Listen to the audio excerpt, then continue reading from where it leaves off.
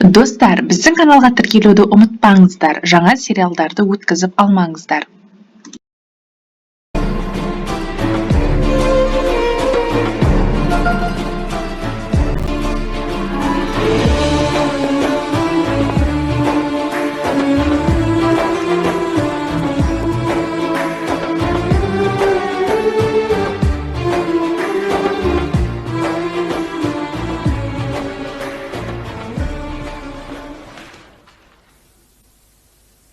Қорланып отырмын. Журналистерге менің талып қалғанымды сол айтқанына сенімдімін.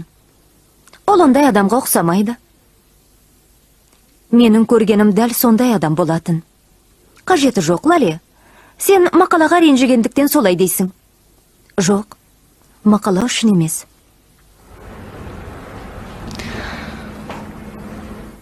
Сен талып қалғанда, ол жаныңда болды ма? Иә.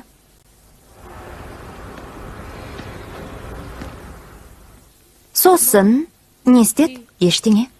Қалайша, ештеңе істемеді. Есімнен танып қалған кезімде ол маған көмектесті. Болды. Сені көтеріп, басқа бөлмеге апарған сол ма? Иә, сол. Бірақ бұл басқа әңгіме. Болды, жетер. Бәрінен де жалықтым. Бәрінен жалықтым. Бодрумға кетейікші. Апам жеке жайдың себебінен жынданып жүр. Керем демалыста. Бірге кетеміз, суға шомылып демаламыз. Білмеймін. Лали деймін. Келсе қойш. Өтінем.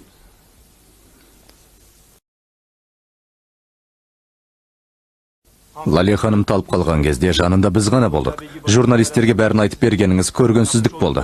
Бұлай істеуге қалай дәтіңіз барды?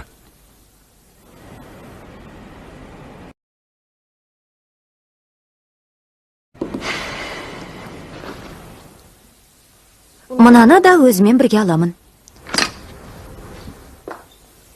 Ешім, бәрбір бармаймын. Қарсыласқаныңнан пайда жоқ, барасың.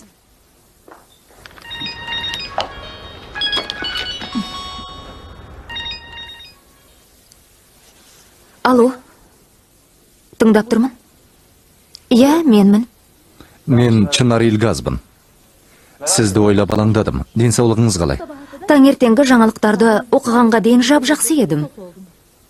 Бұл туралы сіз не білесіз? Мен журналистерге сол оқиғаны айтып берген адамды таптым. Тыңдаңызшы, осы әңгімеден әбден қажып кеттім. Бүгін қала сыртына кетем, бәрін ұмытқым келеді.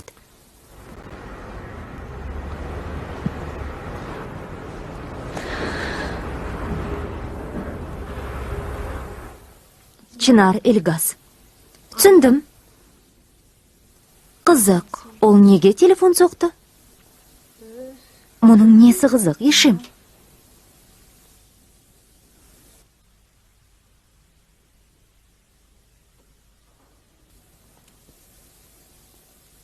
Ремзи, саған бір өтінішім бар, маған бір нәрсені біліп берші.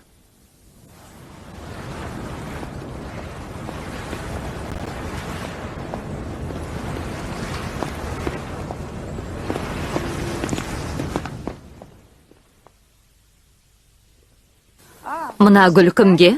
Лали ханымға. Маған ба? Кімнен?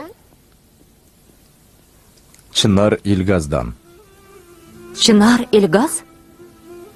Чынар Илгаз? Әлгі аукционда жеңген нақұрыстан ба? Керем, спайырақ сөйлешсіз. Окей, патшайым, жақсы. Не деп жазыпты? Қапа болмаңыз, сізді ренжіткен адамдармен сөйлестім депті. Әкелеріңде ашық хатты солай жазатын. Ол да әдемілеп жазалмайтын. Чынармен арамызда ештеңе болған жоқ, апа. Білем, ештеңе болмағанын. Қалай? Текті қызбен қыстақтан шыққан жігіттің арасында не болушы еді? Чынар қыстақтан емес. Ол бәрібір қарабайыр шағын қаладан келген. Чынар соңғы үлгідегі автомобиль мініп жүр. Үйінің қабырғасында біздің картинамыз ілулі тұр. Сонда да ол біздің теңіміз емес. Өзің оның жазған хатын әкемдікіне ұқсаттың ғой. Олардың тек кейбір мінездері ұқсайтынын айттым. Чынар бәрібір сенің әкең сияқты текті адам емес.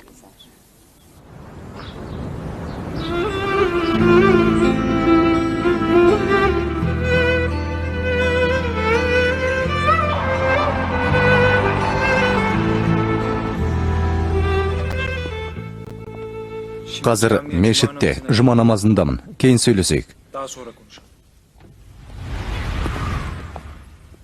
Министр Стамбулда жүр. Ол да жұма намазына қатысады екен. Басқаларға хабарлау керек.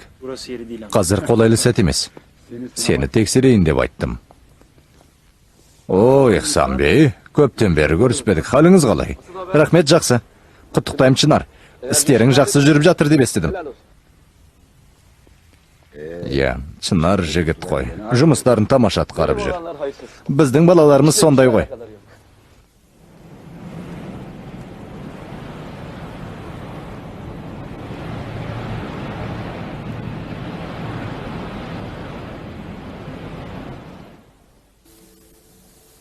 Таста балам. Біздің аяқ киімдерді күзетудің қажеті жоқ. Сен де бізбен бірге жүр.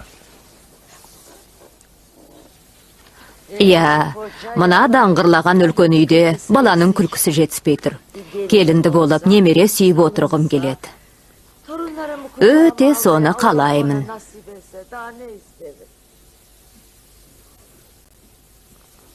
Қайырлы кеш. Міне, Чынар да келді. Кел балам. Үйде қонақтар бар ма?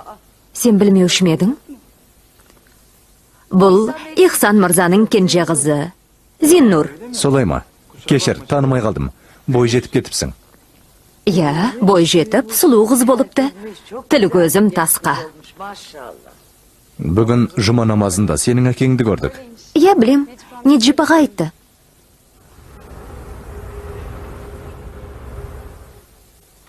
Ханым, дастарханға жүріңіздер.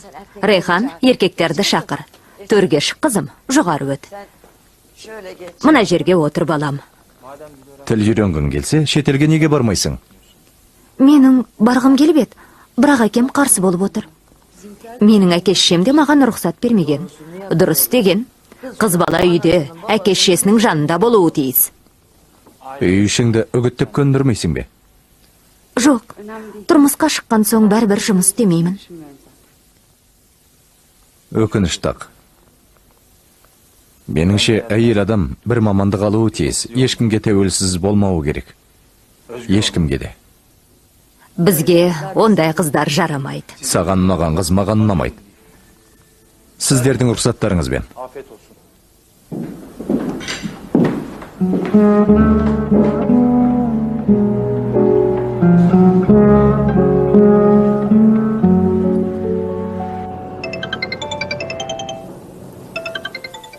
Ремзи, менің өтінішімді орындадың ба? Я, мырза, Лале ханым Бодрумға кетіпті. Өте жақсы. Маған ұшаққа билетке тапсырыс бер. Кемені дайындап қойсын.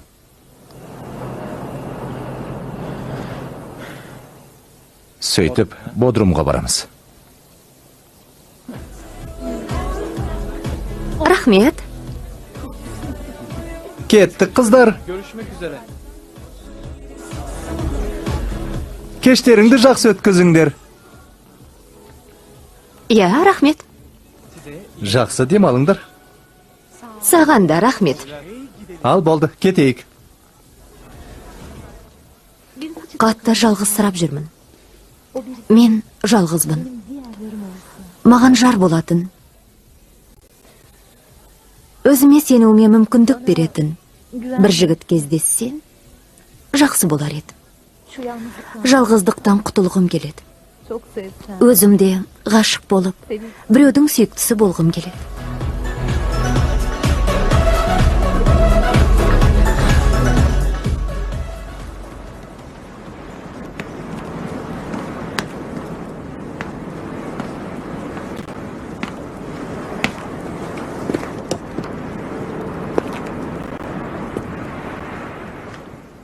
Саған не болған, Чынар? Түпсіз тоңғиық су сияқты жұмбақ боп кетіпсің. Ойың шарықтап, бір қиырда жүрген тәрізді. Сенде ешқашан мұндай көңілге болған емес пе? Болған. Бірақ ол үшін себеп керек қой. Мәселен, оның себебі өмірделік.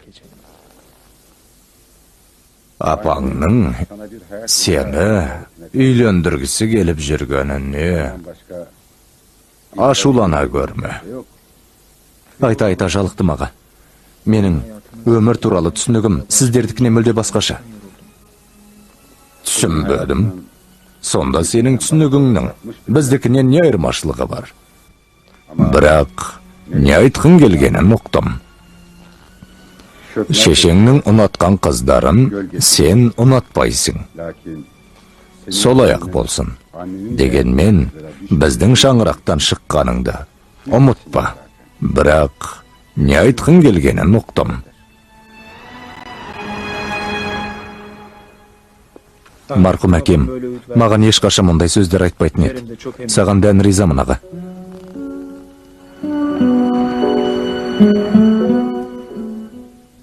Жалғыз басты адам жалғыздың жағдайын жақсы түсінеді.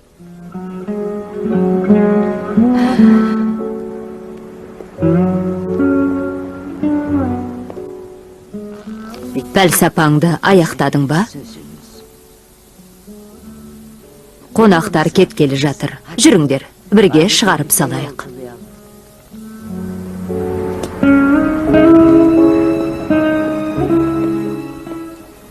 Сау болыңыз. Сау болыңыздар. Әкеңе сәлем айт, қызым. Міндет түрде айтамын. Оқуға байланысты бір тоқтамға келсең, хабарлас. Қолымыздан келгенше көмектесеміз. Рахмет. Сізді сүйейінші. Аманшылықпен жүздескенше, қызым, өзіңді тағы да күтеміз. Қайырлы кеш болсын.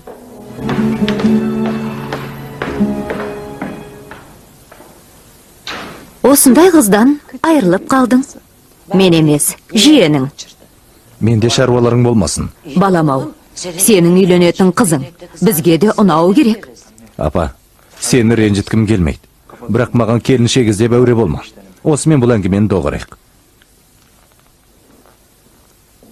Жарайды, балам.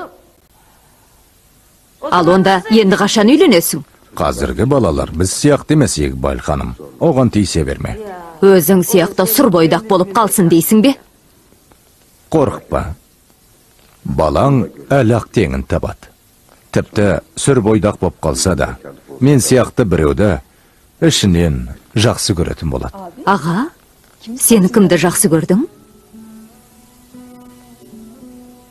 Айтуға болмайды. Өтіп кеткен нәрсе.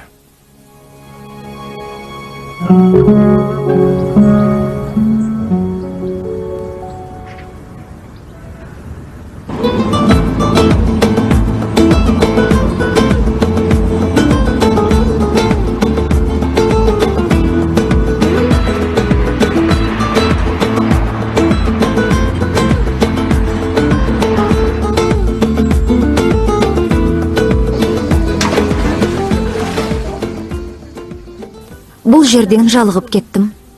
Лале, қазір канда адам тым көп.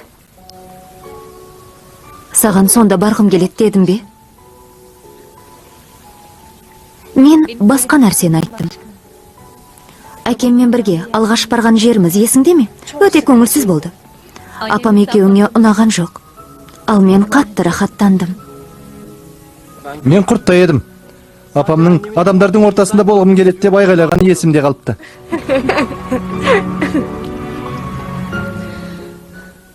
Ол мұнда емес. Керемет әдемі тып-тыныш жер еді. Тып-тыныш.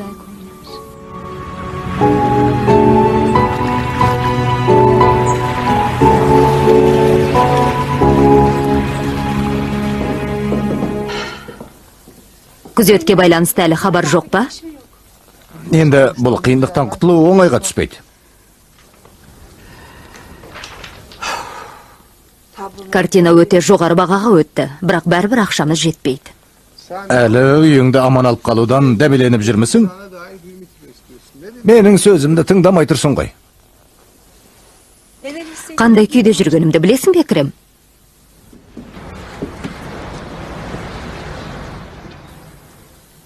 Кемал маған ғашық болды. Екеуміз үйлендік. Мен жас, әдемі, ақылды қыз болдым. Бірақ әкем қарапайым мұғалім, ал өзім стюардесса едім.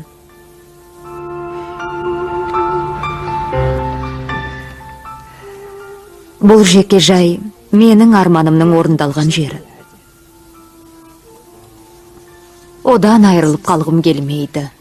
Бұрынғыдай пәтер жалдаймыз деп қорқасың ба? Қорықпа. Ондай жағдайға жетпейміз.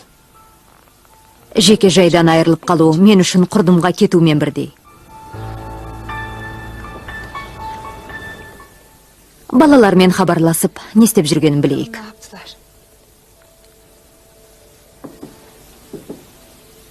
Алло, Ишим? Алло, апа? Бізде бәрі жақсы. Бодрум керемет. Диляра келмет. Жали ханым кемеде. Басқа еш жаңалық жоқ.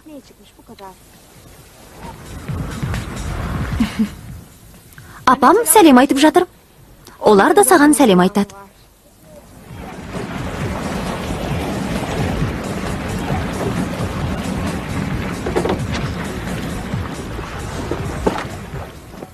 Апам бізді ойлап жүрсе, дүние мүлік мәселесін ұмытқан ғой.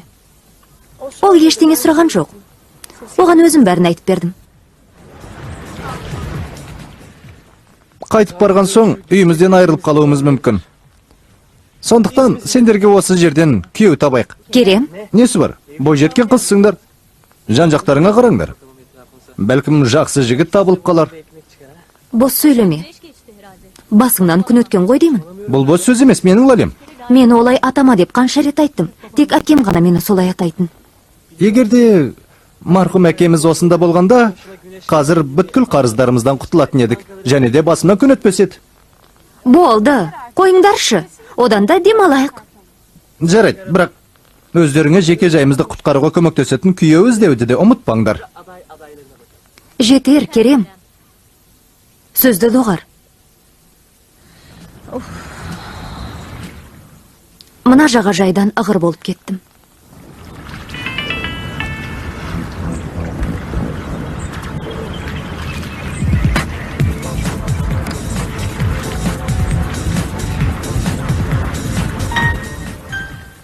Мұнда адам тым көп деп ойламайсың ба?